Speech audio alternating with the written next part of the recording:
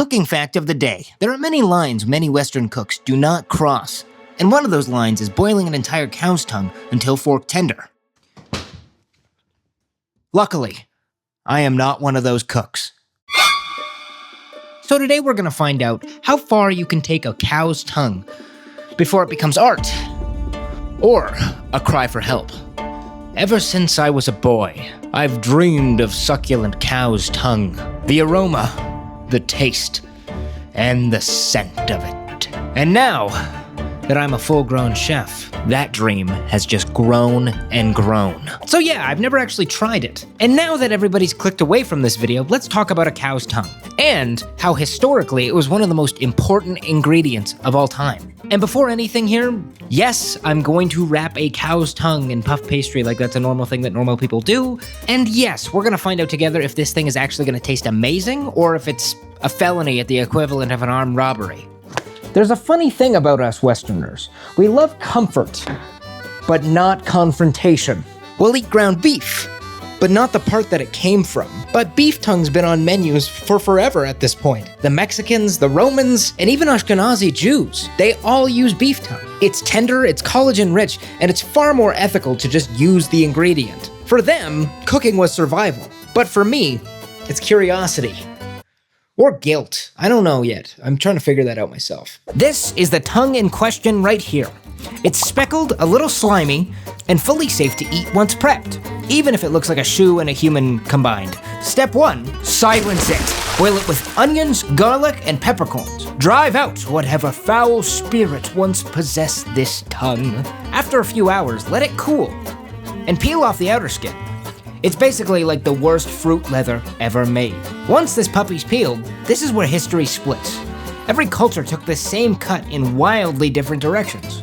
In Mexican cuisine, it's braised and then diced into tacos. In Rome, it's minced into sausages for kings. And in Jewish cooking, sliced thin and drowned in sauce. But we're gonna be taking this tongue to a place where no tongue has gone before. We're gonna take this tongue to the moon!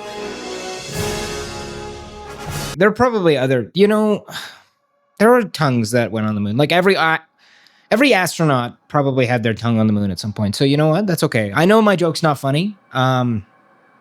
And you don't have to laugh at every joke. I know you don't think, you know what? I'm not funny. I know I'm not funny. You know who thinks I'm funny? You know who thinks I'm funny? My mom thinks I'm funny. Anyway, let's make the beef Wellington. The first thing that you have to remember is that boiling meat makes it dry out very, very fast. And to prevent it from dying twice, we have to resurrect it. How?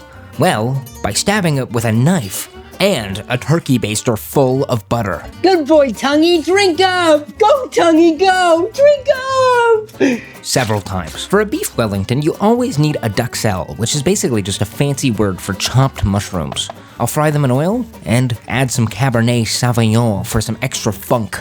The mushrooms here actually absorb moisture. The way that works is we have to cook the absolute shit out of these so that all of the water in the mushrooms leaves, basically. And this makes sure that our pastry doesn't get soggy. After that, we'll line our work surface with some cling wrap and lay out our tongue. We'll add our Dijon mustard and some salt and pepper and coat that puppy in the mushroom paste. From there, it's relatively simple.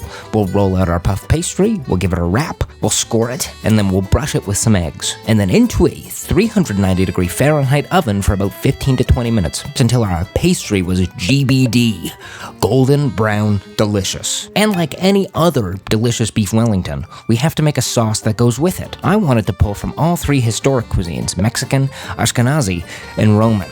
I took spice and tomato from Mexico, red wine and honey from Rome, and brown sugar and fried onions from Jewish cuisine to make the ultimate Greco-Roman Celespaciado Schmutz Matuk sauce. Now the real question isn't whether a tongue can be good or not good. The real question is wrapping it in pastry and serving it with a sauce of culinary fusion an act of innovation or just pure hubris? And who knows? This might actually taste amazing, so let's see. All right, here we go. Moment we've been waiting for. Moment of truth. Let's do it. Beef tongue Wellington. Let's see how this tastes. I want puff pastry, I want the sauce, and I want the meat. All at once, all in one bite. Oh, and you can see the delicious ribbed section here. for her pleasure. All right, here we go. Bottoms up.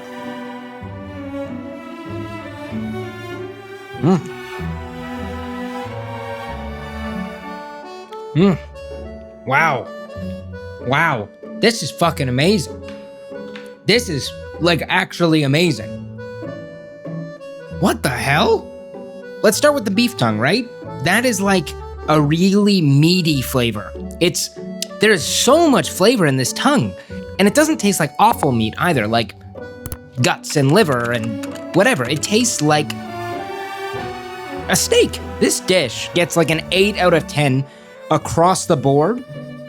The puff pastry, little undercooked, but a chef more talented than me could make this thing taste amazing. The sauce is like a fusion sauce between all these different types of cuisines and cultures. They blend beautifully together. I didn't know what to expect when I had written the sauce at all. I just kind of had the idea and I thought it would be fun. It's really good. The tomato and the wine, they blend well together. It's not too acidic, it's not too sweet, and it's not too spice heavy either. This is the first video I might actually attach a recipe to, because I know beef tongue, you might think, oh, where do I get that? Just go to any specialty butcher shop near you. You'll find it. And this recipe took maybe 4 hours to make, which same amount of time that a Beef Wellington might really take you. This just feels like a more honest take on a Beef Wellington, and I really appreciate that when it comes to food. And hey, if you like this video, I got like 22 others that are kind of similar. They're not all the same, they're very different, but you might like it. So hey, give me a shot. As always, guys, I'll see you in the next one. Love you all, and bye!